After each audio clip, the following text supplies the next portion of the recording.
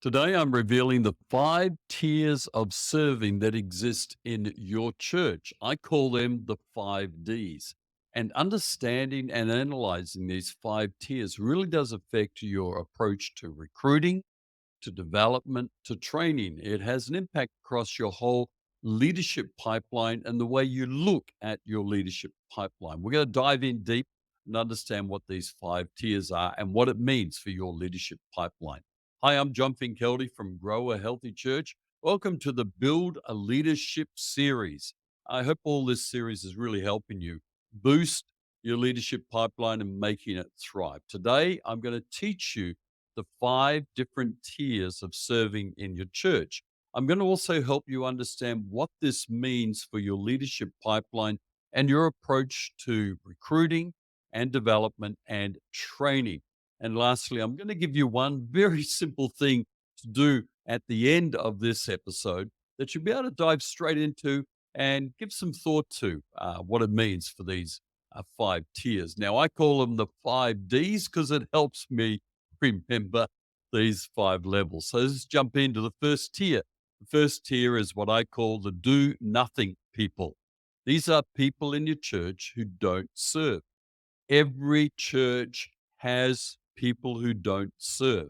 In smaller churches, you really want about 80% of your adult congregation serving. Of course, you want to make opportunities for young people and children to serve where they can. But I tend to, when I'm consulting, really focus in on the adult congregation, those who are out of high school, the 18-year-old, 17-year-old plus part of your congregation. In a smaller church, you're really aiming for 80% is what your benchmark should be. As your church grows, that percentage will naturally and normatively drop off. In larger churches, pastors are happy with 50% of their people serving. Well, maybe not happy with that level of serving, but you learn to live with it because there are in larger churches more people on the peripheral, more people not as connected as involved. So there are people who do nothing in your church. Every church has them. And you will always have people in your church who do nothing. The second D, the second tier that I like to talk about is people who I call the doers. These are people who are serving on a team. They might be a greeter, they might help serve coffee and biscuits after your morning service. They might be a children's worker, a youth worker, someone in the music area, a backing singer, a worship leader, someone on the sound, the tech area, someone who's actually hands on doing the serving, a small group leader. They're actually a doer. They're not leading a team, they're not leading a department, but they're hands on. And these people are brilliant. They can be a photographer, they can be a social media person, they can be someone who's working your YouTube videos. I don't know. There's a raft of areas where that tier of your church is people who are doing a whole range of things. The third tier I call delegators. Now, these are team leaders, and you can call them team leaders and doers are team members, whatever. I just like the 5 Ds because it helps me remember these different tiers. These are people who are leading a team. In other words, their primary responsibility is to delegate down to others. Now, in an up and coming episode, I'm going to be showing you how you need to adapt your training differently for delegators to doers and also for the next D level, because it's vital that you train delegators in how to lead a team. Now, you don't need to train a greeter in how to lead a team because they're doing the work of the ministry. But a delegator who's leading a team of greeters, they know how they need to know how to resolve conflict. They need to know how to work with different people on their team, different personalities. They know how to run rosters, what to do in a crisis, because people will be looking to them as a team leader to delegate to them, to empower them, to authorize them. So you have a whole bundle of delegators in your church. Now, you will have more doers than delegators. And as we go through these tiers, the actual number of people in each tier actually diminishes. There's more delegators than doers, more team leaders than team members, but they need to be handled differently to the doers. Now, the fourth level doesn't exist in all churches. Even though I talk about the 5 tiers, of church serving. In smaller churches, the delegator area, the delegator tier and strata is actually merged with the next D. And I call this area, this tier, this strata, the designers. These are people who lead departments. This is a children's director, a serving director, a new people's director, a youth director, a worship director, a men's director. These are people who lead a department of the church. And most churches, once they get into the medium size, even small medium size, churches are like t-shirts. We need all sizes is one of my proverbs. So I love the fact that there are small micro churches, small, medium, large, medium, like t-shirts, XL, XXXL, large, mega church. Anyway, I'm off track here.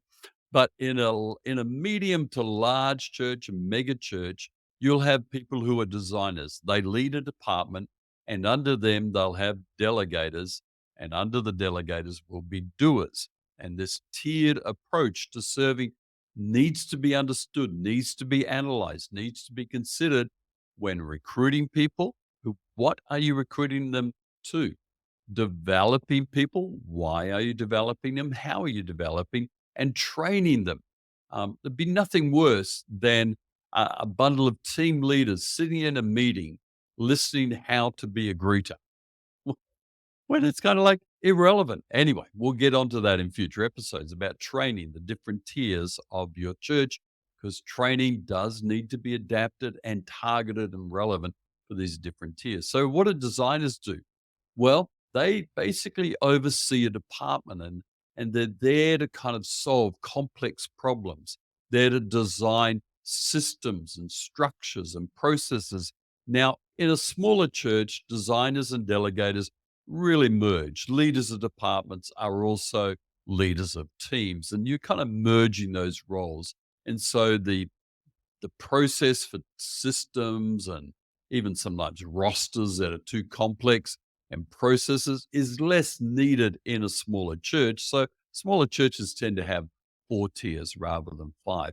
But if you have a medium to large church, you will have designers, people who have to design the process, the system, the structure, the life, the vitality of the department. And the 5th D is what I call the dreamer here. And this is your pastor. This is the pastor who dreams for the church, who has aspirations for the church, who lies awake at night thinking, how can my church be healthier? How can my church grow? How can I develop more people? How can I disciple like Jesus discipled? That's the pastor's role, to do the dreaming. Now, they're not the only dreamer in the church. You have elders there, you have a pastoral team possibly in a larger church, a medium-sized church, and you've got different people who dream at different levels. But I think in terms of analyzing the tiers of your church, there's the 5 levels there for you that I think will help you think through. Now, the one task I want to give you right now is to think about, who is a delegator in my church? Who is a designer? And maybe just spend a moment, pastor, praying for them. If you're a church leader who's a designer or delegator, why don't you pray for the other designers or delegators in your church? Or maybe if you're a team leader, a delegator, why don't you pray for your team right now? Just put a little bit of word of prayer in for those people and think about those different tiers and those different stratas.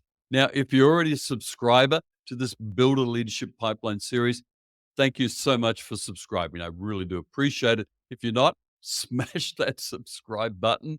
Get in on the episodes that are coming up, because I'm going to unpack more about these 5 tiers and how you approach them, how you develop them, how you train for them. We've got other episodes coming up also about the annual recruitment campaign.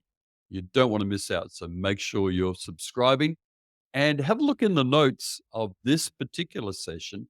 And you'll notice there's a link to a 3-minute evaluation quiz you can take, mastering the art of building healthy, vibrant serving culture in your church. That 3-minute quiz will really help you build a leadership pipeline. But thanks for joining me, and God bless you as you build a healthy leadership pipeline.